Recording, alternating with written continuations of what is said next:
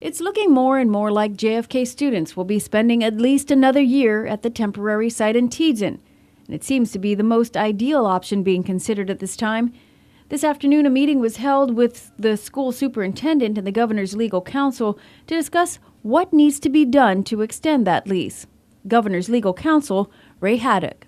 We called this meeting today and we brought together the speaker, Cortec, GSA, and DOE representatives to find out what exactly their plans are for next year in regards to the interim campus, and if they had some concerns, what concerns they wanted to incorporate into agreement. So what DOE is going to do is they're going to find out exactly what concerns they have, what specifications they want added into an agreement, and what length they want to extend this, or what length they want to use the interim campus for the JFK students. John F. Kennedy High School students have been holding classes at the temporary site in Tiyan after their former school was closed. And while many of the staff and students have expressed their desire to move back to their old stomping grounds, until a new school is built, they have to relocate. Some of the other options which are being discussed include holding a double session at George Washington High School or even splitting up the students amongst the various schools.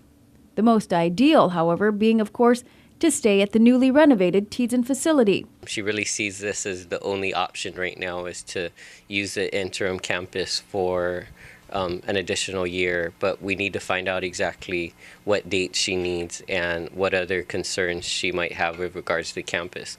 I know one of the biggest concerns she had up to this point is she wants to ensure that every room has internet access.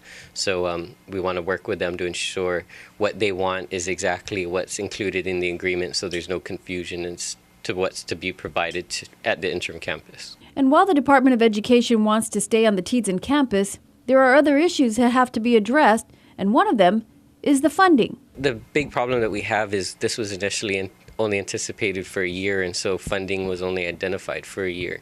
So there's no funding to renew this agreement. So if we were to move forward, we would necessarily have to go to the legislature and ask them for additional funding, or GPSS would have to ask for additional funding to fund this particular lease.